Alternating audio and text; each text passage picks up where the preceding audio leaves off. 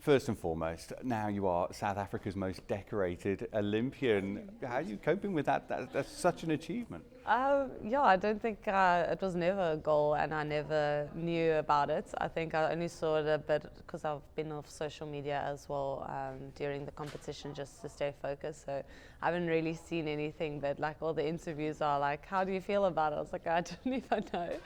So yeah, I think I'm just going to have to take it in and yeah, it's never about the achievements for me. It's really just, yeah, giving my best and like pushing myself beyond what I think I was capable of. And yeah, I've proved to myself a lot of things, and my character's been shaped in many ways. And yeah, I'm just grateful for what the sport has given me.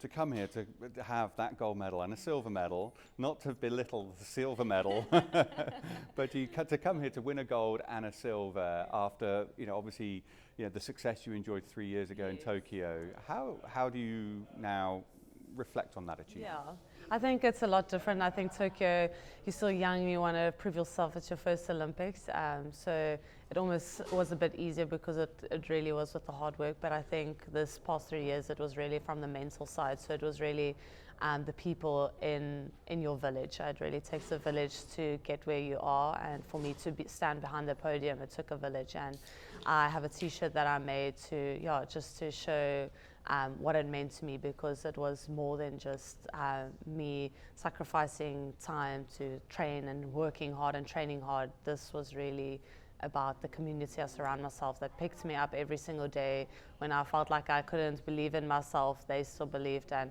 especially I think with the pressure that came from Tokyo, it was really a lot to deal with, and to have those people be there with me in the lowest and now can be with me in achieving the highest was special. And I now know that you've then announced your retirement from swimming, and I think even read that you don't want to see a swimming pool for like 10 years. No, gosh. Swimmers have never swum for fun. I think it's just like if you're invited to a pool party, we just sit there on the side. So yeah, I don't think you'll be seeing me at the pool anytime soon. Just because I've been doing it for 22 years, it was more like, it became like not a work, but you obviously still have a passion and a love for it, but it really became, it's hard work. And I just want to find the love of swimming like outside of performance and competition. So yeah, it's going to be interesting, but I'm excited.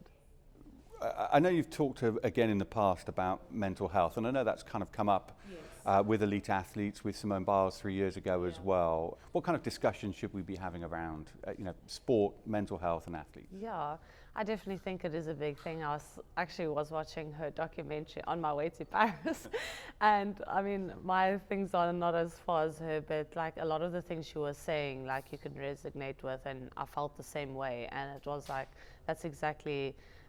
It's so hard because you do have people speaking in, and I just want to do the sport because I love it. I love competing. I didn't do it to win or get famous or anything. That's not what it is. So it sometimes does take that joy out of the sport, and it's like you can't just participate and like have fun. It's participation with like expectation, and that's very different. So I definitely think conversation should be more on it. It is something that we should prioritize. It is challenging.